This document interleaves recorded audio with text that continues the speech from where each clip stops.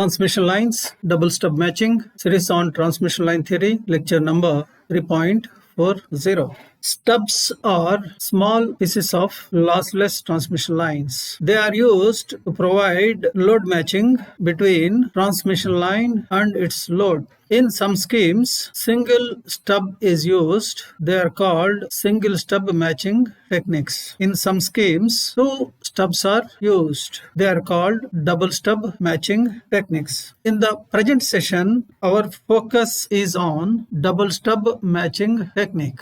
In this scheme, in this technique, two stubs, short-circuited stubs are used. Two stubs whose lengths and locations can be adjusted at will are used.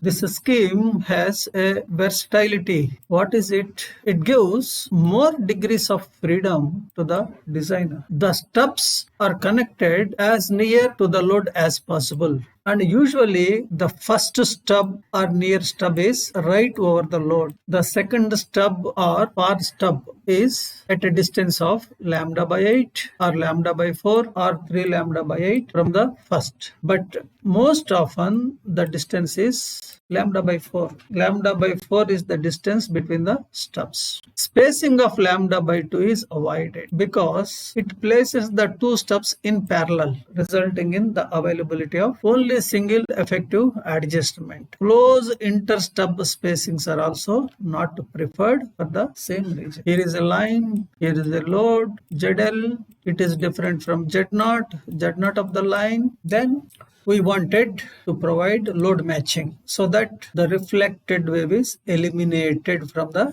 transmission line. In double stub matching technique, two stubs are used, short circuited stubs. One stub usually is connected across the load. Another stub is connected at a distance of, usually at a distance of lambda by 4 from the first stub. The stub near to the load, that stub is called near stub or first stub. The stub which is away from the load, that is called second stub or far stub. This is in general the scheme. Here is shown the diagram. A transmission line, load different from characteristic impedance of the line. Two stubs are connected. First stub, 1 is the location where one stub is connected. This stub is called first stub or near stub. Another stub is also there which is connected at 2 or 2 prime. This is far stub or second stub. Usually the first stub is connected right across the load, but sometimes it may not be possible for various reasons which we are going to see. In such case, the first stub is connected at a distance from the load. That distance is DSN.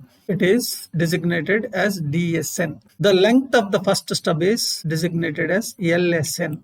The distance of second stub or far stub from the first stub, that distance is designated as DSS.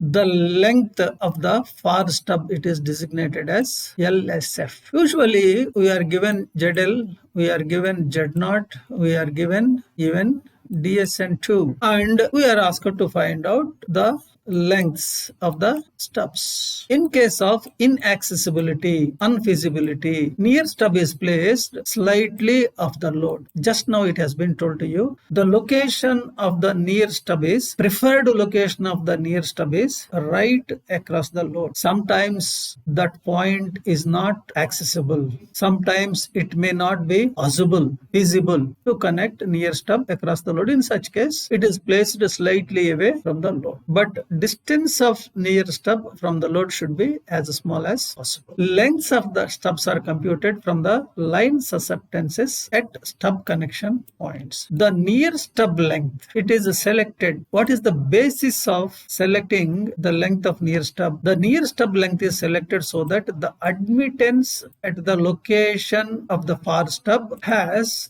real part equal to line's characteristic admittance. This is the basic point based on which near stub length is selected. The length of far stub is selected to eliminate the imaginary part of the admittance at the location of insertion, thereby matching major portion of line with stub load configuration. Implementation steps. The admittance yn prime is to be computed to begin with. What is yn prime? It is simply normalized input admittance of line length dsn terminated over zl. It has been mentioned. Usually the near stub is connected right over the load or across over the load or just slightly away from the load. The distance of this near stub from the load is indicated by dsn. Now yn prime is admittance of this line whose length is dsn terminated over ZL, load impedance. It is complex quantity.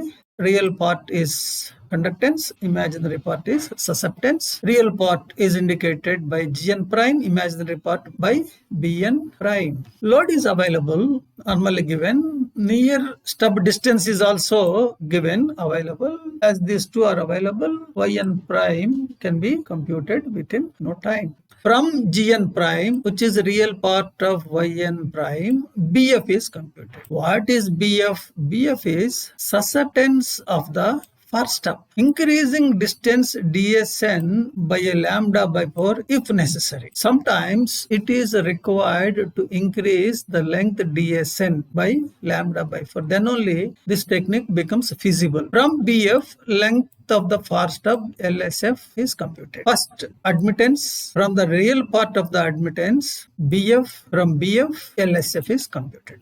From imaginary part Bn is susceptance of the near stub, and from Bn LSN, length of the near stub is found. So Gn prime gives length of far stub, Bn prime gives length of the near stub. Double stub matching is possible only when condition is there, only when that condition is satisfied. What is that condition? Gn prime should be less than or equal to 1 by sine square beta dss. As already mentioned, dss is interstub spacing, distance between two stubs. If this condition is not met, as already mentioned, dsn is increased by lambda by 4. Normally dsn is given. We try to implement with this dsn, given dsn. If this condition is not satisfied, then what is done is increase dsn by lambda by 4 and follow the steps that are given. So when this condition is satisfied, okay, otherwise increase dsn by lambda by 4 so that above condition is satisfied. Then only we can implement these steps. In the previous slide, first step is, it is mentioned, first step, finding normalized load admittance, Yn prime. How to find out Yn prime? Using this formula. What is this formula? This formula gives normalized load admittance, normalized line admittance of a line whose length is dsn terminated over an impedance equal to ZL. So normalized quantities, admittance, impedance, these are all normalized quantities. This is lossless line. This expression is actually input normalized admittance of a line whose length is dsn terminated over an impedance ZL. This is our Yn prime. This is the formula. dsn is given, ZL is also given. From that one can find out. Now real part is Gn prime, imaginary part is Bn prime. Susceptance of the far stub is calculated. Bf. Next step is we have to calculate Bf. How Bf is calculated? Using Gn prime, Bf is calculated using this formula. DSS is also given. It is available. DS is available. Gn prime is found. So substituting Bf. From Bf, LSF, length of the far stub. LSF means length of far stub is computed. Similarly, from Bn prime, susceptance of the near stub is found. From the susceptance of the near stub, length of the near stub is also found. Susceptance of near stub can be found from Bn prime using this relation. DSS is available, Bf is available, everything is available. Bn prime is available, Bn is calculated. From Bn, length of near stub is computed. So basically, we see in this technique, what is done is lengths of the stubs are calculated. The ability of this technique to eliminate reflections can be attributed to its knack in adjusting reflections at the points of impedance discontinuity. What he is trying to tell is, see, here is a line, here is a line. Let us say here is a line. Now, ZL is different from Z0. This is Z0. Because of this different ZL, reflection happens. Reflected wave is unwanted. For one reason or other reason, we don't want it to be there over the line. How to eliminate If we go for double stub matching, then what happens is one stub is connected here, another stub is connected here. Now the forward wave sees impedance discontinuity at the far stub, at the near stub, and also at the load. So reflections happen at the far stub, at the near stub, and also at the load. Before implementation, there is only one reflected wave. After implementation of the double stub technique, there are 3 reflected waves.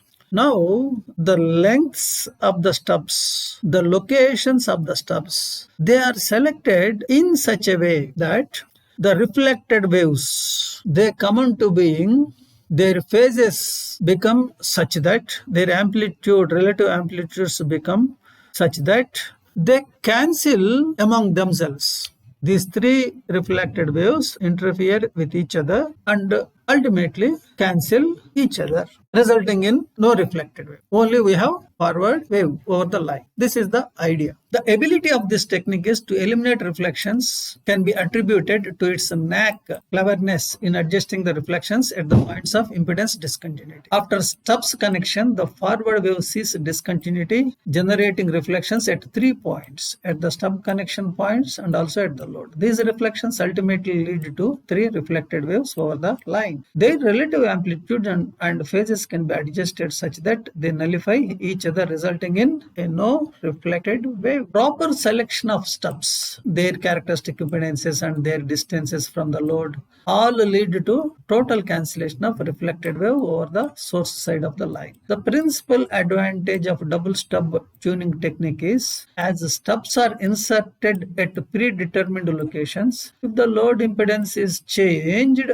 one simply needs to replace the current stubs with another stub pair of different lengths. See, here is a transmission line, Z0, ZL, and a double stub matching technique is designed, lengths are found, and it is implemented. Now, after some time, let us say ZL has been changed, then you need not have different distances, stub distances. Only thing that is required to be changed is only lengths of the stubs are required to be changed. Another set of different length stubs are to be connected. Locations of the stub connections, they don't change. This is the advantage. The drawback of this technique is a certain range of load impedances cannot be matched once the stub locations are fixed. However, this issue can overcome using 3 stubs. These are some of the points I want to share with you regarding double stub matching technique. Enough for now.